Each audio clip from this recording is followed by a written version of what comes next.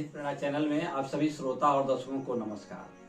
तो शिष्टाचार प्रेरणा कार्यक्रम में आप सभी का स्वागत है। आप इस कार्यक्रम को जो वीडियो के माध्यम से YouTube पे जो चल रहा है इसको आराम से सुने। ऐसा नहीं है कि थोड़ा सा सुने इसको भगा दिए, हटा दिए। पूरा सुनेंगे नहीं तो समझ में कैसे आएगा और आनंद कैसे आएगा। तो पूरा वीडियो सुनिए और ध्यान से सुनिए, अच्छा से सुनिए, ताकि आपको समझ आए और आपको आनंद आए। आपको जीवन में थोड़ी बहुत जो जरूरत है ताकि उसको आप जीवन में व्यवहार में ला सकें। तो हम कोशिश यही करते हैं कि आदमी के, इंसान के जीवन में थोड़ी सी अच्छाई आए, ताकि धीरे धीरे धीरे धीरे धीरे धीरे कुछ भी मतलब उसको अच्छाइयों में उसका जीवन बीते, अच्छाइयों में उसकी जीवन बीते। तो हम लोग स्कूलों में एक चीज सुने होंगे, काक चेष्टा बको ध्यानम स्वनिद्रा तथैव अल्पहारी गृह त्यागी विद्यार्थी पंच लक्षण। तो हम लोग हमेशा विद्यार्थी हैं। स्कूल में थे तभी विद्यार्थी हैं, घर पे हैं तभी विद्यार्थी हैं। क्योंकि अगर हम परिवार में हैं, अगर वो भूमिका नहीं निभाएंगे, विद्यार्थी की भूमिका नहीं निभाएंगे, तो परिवार में कैसे अच्छा से चल पाएगा? क्यों कैसे अच्छा चल पाएगा? जो बच्चे हैं किससे सीखेंगे? माँ बाप से सीखेंगे। माँ बाप जो है कि वो किससे सीखेंगे? अगर वो विद्यार्थी बने रहेंगे तो संसार में उनको सीखने का एक मौका मिलता है। हर जगह ऑफिस से सीखने को मिलता है, हर जगह सीखने को मिलता है, तो उसको सीखना चाहिए। अगर हम सीख रहे हैं हर जगह तो विद्यार्थी हैं। तो एक चीज है उसमें आलस्य। अगर जीवन में आलस्य है तो समझिए कुछ आप खो रहे हैं, कुछ अपना नुकसान कर रहे हैं। जैसे आलसी व्यक्ति सोया तो रहता है, लेकिन अगर उसको जगाइए तो कहेगा बस आ रहे हैं, फिर जगाइए तो कहेगा आ रहे हैं, फिर जगाइए तो कहेगा आ रहे हैं। यानी नींद उसकी पूरी हो चुकी है, और नींद पूरी हो चुकी है, बस सोया हुआ है आलस में, और उसको जब भी बुलाएंगे तो कहेगा आ रहे हैं, बस आ रहे हैं, और वो अपना समय को गंवा रहा है, समय को गंवा रहा है।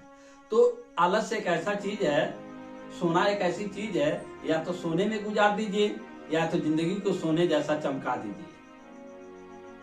नींद को ऐसी चीज है, अगर आलस ऐसी चीज है, उसको आप सही से इस्तेमाल किए तो चाहे आप सोने में गुजार दीजिए या तो इस जीवन को सोना जैसा चमका दीजिए। आप देखे होंगे शुरू में जो बहुएं आती हैं तो कितना टाइम से जागती हैं, कितनी टाइम से जागती हैं, उनको जगाना नहीं पड़ता है।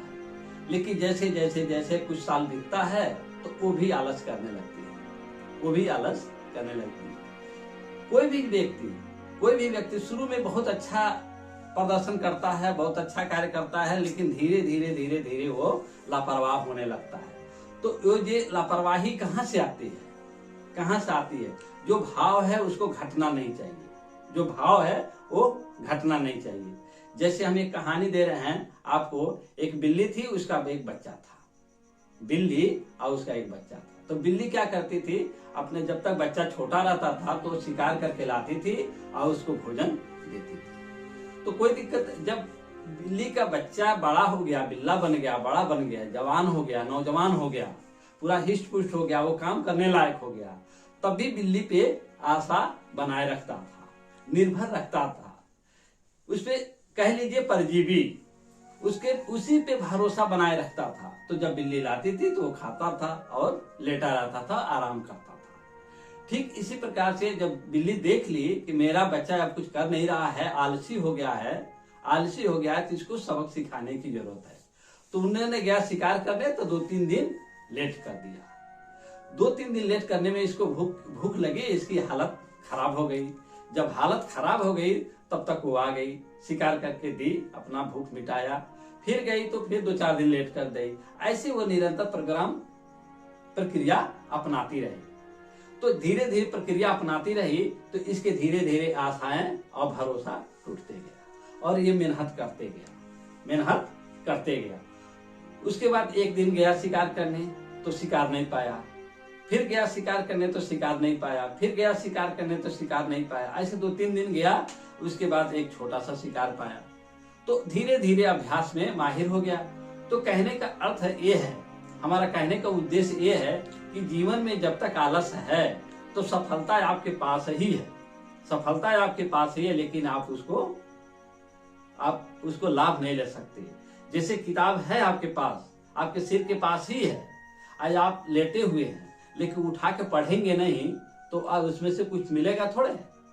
तो जागना पड़ेगा, बैठना पड़ेगा, उसको देखना पड़ेगा, उसका अध्ययन करना पड़ेगा, तब जाकर के आपको उसको कुछ मिल सकता है।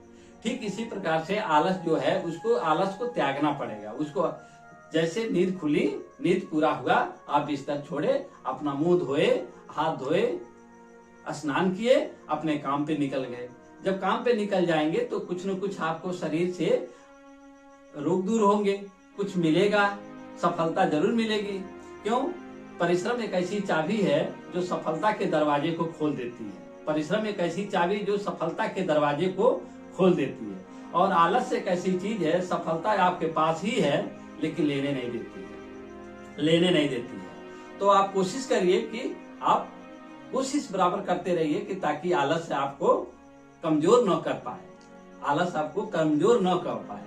अगर आलस आपको कमजोर करता है तो समझिए आप कमजोर हो रहे हैं। तो ये आलस एक ऐसी दुश्मन है जो आपके पास ही है, आपके पास ही है।